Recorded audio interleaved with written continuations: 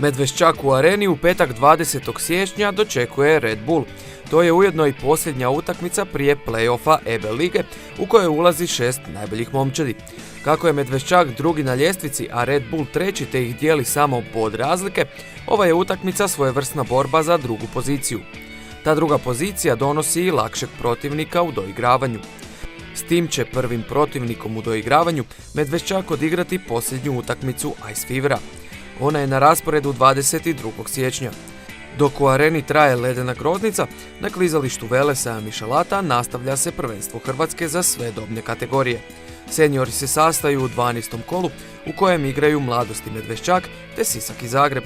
Stanje na tablici se nije promijenilo, te je Mladost i dalje prva bez poraza, a Sisak je i dalje posljednji bez bodova. 12. je kolo na rasporedu 23. siječnja. U juniorskom će se dijelu natjecanja u sljedećih tjedan dana također odigrati samo jedno kolo, i to 19. siječnja.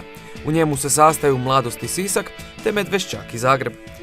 Juniori Zagreba i dalje uvjerljivo drže prvo mjesto u poretku s velikom bodovnom razlikom naspram drugoplasiranog Medveščaka. Tako će njihov susret biti, mogli bi reći, derbi kola. Mladost će s druge strane imati vrlo lagan zadatak pobijediti posljednji Sisak. Kod mlađih juniora momčad Siska je također posljednja, a sljedeću utakmicu igraju s Medveščakom. Isti dan, točnije u nedjelju 22.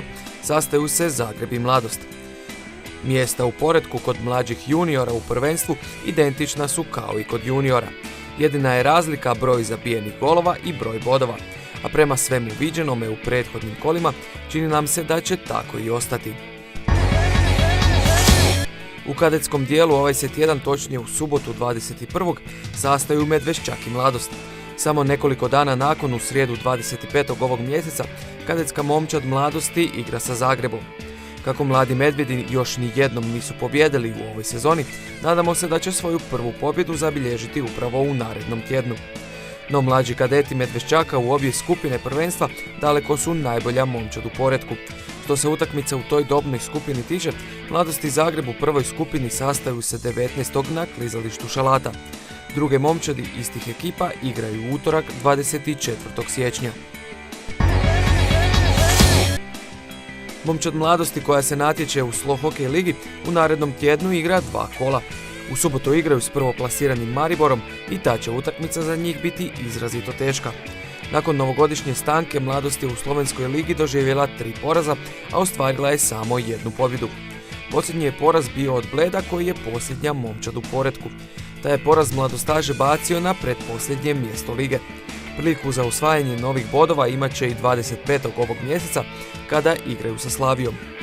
U slovenskom se prvenstvu natječe i Grič, jedini hrvatski ženski hokejaški klub. Djevojke iz Griča vode u poretku, a dokaz svoje izvrsne forme pokazat će i u utakmici s Triglavom. Ona je na rasporedu 20. siječnja.